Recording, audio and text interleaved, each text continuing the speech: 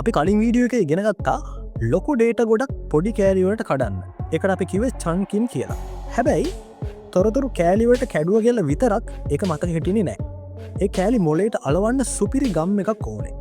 අද මම කියලා දෙන්නේ ඔගුලු පාඩම් කරන දේවල් ෆිල්ම් එකක් වගේ හදාගෙන ජීවිත කාලෙටම අමතකනොවෙන්න ඔලුවට දාගන්න FFAM කියන රහස ගැන. අපේ මොලේ කැමති අකුරුවලට නෙමේ අපේ මොලේ කැමති පින්තූර සද්ද දැනීම්වලට.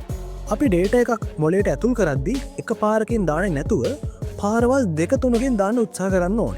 එකට කියන්නේ ඩුවල් කෝඩින් කියලා. අන්න ඒකට තමයි අපි FFAM ෆෝමියලක යස් කරන්න. අපි හිතමු ඔය වචනයක් පාඩම් කරනවා කියලා ඒකට මෙන්න මේ පියවර 4 අනුගමනය කරන්න. පළවෙනියට ෆීල්.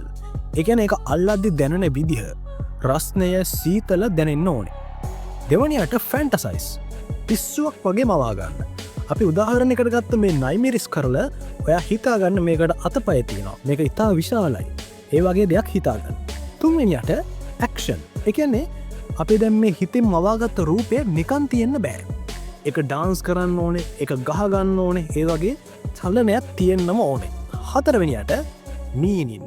එකන්නේ මේක ඔයාගේ මොලේට වැදගත් තේරුමක් දෙන්න ඕනේ. උදාහරණයක් විතර මේක මාර සැරයි එමතම් මේක දනවා මේක රිදෙනවා ඔය වගේ දෙයක් ඔයාගේ බොලයට පණිවිඩයක් දෙන්න ඕන.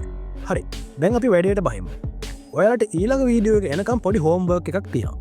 අද උදේ ඇඳෙන් නැගිටෙන තැන ඉඳ දවස පටන් ගන්න තැනට යනකම් ඔයාගේ තියෙන ගමන ඔළුවෙන් මවා ගන්න. ඒ පාර තියෙන කවදාවත් හෙළවෙන්න ඇති නිශ්චල ස්ථාන 20ක් මවා ගන්න. සමහර විට ඔයාට ස්ථාන 20ක් නැතිවෙන්න පුළුවන්. ඒක නිසා අපි හිතමු ඔයාගේ ගෙදර ඇතුළේ තියෙන සම්පූර්ණ ස්ථාන 20ක් ගැන. මේ ස්ථාන 20 ඔයාගේ හිතෙන් මවා ගන්න ඕනේ. හැබැයි මේ ස්ථාන 20ට සෙරෙප්පු බෑග් වගේ එහා මෙහා යන අද තිබ්බ දේ හෙට නැති වෙන තැන් තියාගන්න එපා. උදාහරණයක් විදිහට ඇඳ, අල්මාරිය, කාමරේ දොර, ස්විච් එක. ඔයාගේ දේවල් හිතෙන් මවා ගන්න. හැබැයි ප්‍රධානම දේ මේක කොලයක ලියන්න එපා. ඔළුවෙන් විතරක් මවා ගන්න. මේ ගමන අඩුම තරමේ 20 වතාවක්වත් ඔළුවෙන් හිතෙන් ස්ථාවර කරගන්න. ඒ කියන්නේ ඔයා මේ පාත් එක දිගේ 20 වතාවක් විතර ඔයාගේ ඔළුව ඇතුලෙන් ගමන් කරන්න. තේරුණාද? ඔයාලට හිතන ඇති මේ මොන පිස්සුවක්ද?